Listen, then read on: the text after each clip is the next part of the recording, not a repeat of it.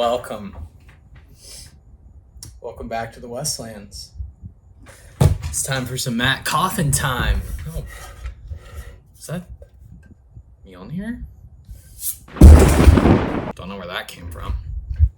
Definitely not in the MCU right now. We're in the Westlands right now to talk about the third and final part of the character examination on Mat Cauthon.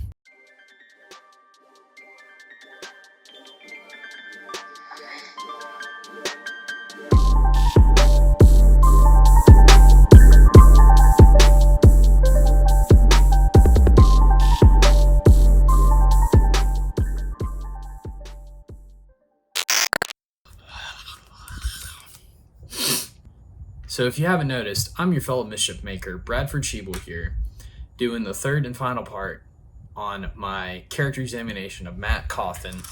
This one will be pretty straightforward. It's basically just his best arcs and the complexity of the relationships he has with many people throughout the series of The Wheel of Time. Just diving right in, Mat's arc is not very exciting until about book 3. He has no perspective, no POV perspective until Dragon Reborn. From there, it's balls to the wall until the last battle in A Memory of Light. And I could not be more thrilled about his journey. When I first read through the series, I was not too sold on Mat, but now that I've read through it and I'm rereading it, he's a literary treasure. That being said, his first best arc is his journey with the dagger from Shadar Logoth. It shows how he's a gambler, like I said in my previous video. He's a mischief maker. He wants to be apart from other people around him.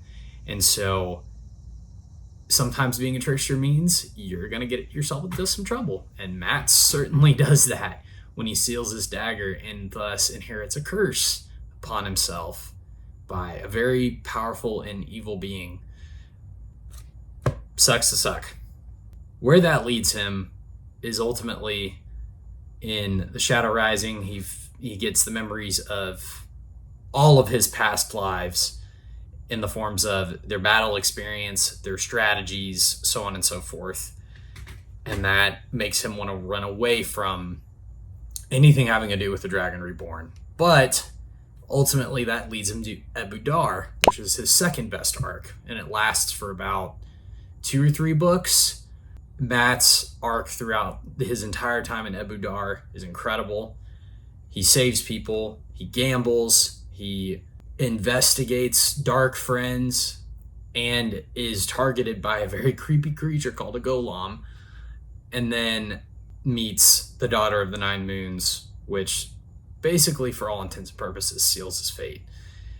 And Mat, during this time, really comes to reluctantly accept that he is a hero and that he is worth everything that's been thrust upon him, and leads him to be someone you want to cheer for and someone you want to root for and also see yourself in a lot, which is really cool. And that leads me to my third favorite arc of his, which is him rescuing Moira from the Tower of Genji and from the Eilfin, the Eelfin. It takes about 2 to 2.5 books for him to prepare to do that.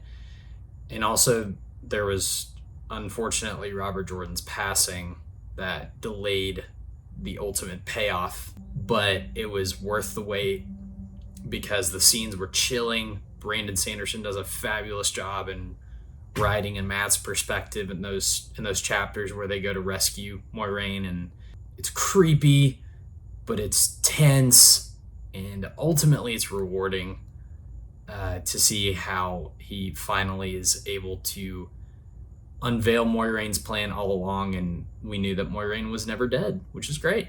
She's amazing. And then what makes Tricksters so interesting and so fascinating to talk about are how you never know what they're going to do. They're literally instruments of chaos. Mat, again, certainly no different. And so when he's given entire control over the armies of the light in A Memory of Light by a reluctant Egwene, he bases his strategies completely on chance. It's incredible. Some of the things Mat does are complete gambles, complete shots in the dark, but again, his extreme luck comes into play, and he ends up helping win the battle at the fields of Merilor.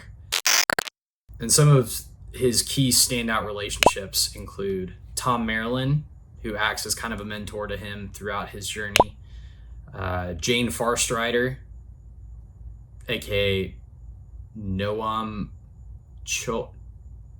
Chomnol, Jane Farstrider. They act as mentors to Mat throughout the series, which is they teach him how to be, one, respectful of other people, but also retaining their mischievous ways. Thirdly, Padan Fane, who is the creepy dude from Shadar Logoth, the peddler and Mordeth, some weird creepy mist monster, who is Mat's antithesis, a dark trickster, and just plagues Mat for books and books and books. And it's really interesting to see how the two of them are opposites of each other. And so it really informs who Mat is. Not necessarily where his story goes, but who Mat is. Varen Sedai, one of the Aes Sedai, she's definitely a trickster, but in a good way. And she ultimately helps lead the Aes Sedai to victory and unification. So Mat has a very interesting relationship with her. Moiraine, he does not trust Moiraine. He wants nothing to do with her, but yet she uses him in her plots. And it all turns out well and good because it actually ensures that the last battle is won in the end. And Moiraine is just an incredible character. She's absolutely amazing. I will do some sort of examination on her at some point. I love her to death. She's one of my favorite characters of all time. And then, of course, Rand. Mat was Rand's best friend, and Rand was Mat's best friend when they grow up. And then once Rand finds out he's the Dragon Reborn, Mat's like, I'm done. I'm out. He just wants to live his own life. And I think that really informs how we deal with differences in friendship throughout our lives and how we are ultimately meant for different things. And unfortunately, Mat does not want anything to do with Rand, and they somewhat have a reconciliatory moment in A Memory of Light, which they're kind of having measuring contests, if you get what I mean. They ultimately are at peace with each other by the end. And then, of course, Tuon, the daughter of the Nine Moons, who becomes his wife eventually. She kind of just proves how his luck ultimately is not for himself. It's for the fate of the world. And all in all, Mat is an incredible character. He's an incredible commentary on the trickster myth and trickster figure in a lot of myths.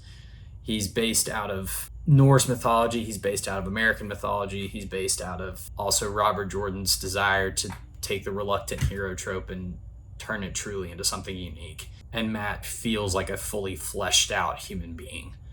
And he doesn't have any powers outside of his extremely damn good luck. But also he's charming, he's witty, he's realistic, he's cynical, and he's downright lovable. And so I give Mat, he's a great character. So I give him a 9.7 out of 10 as a character because every chapter he has is just legendary.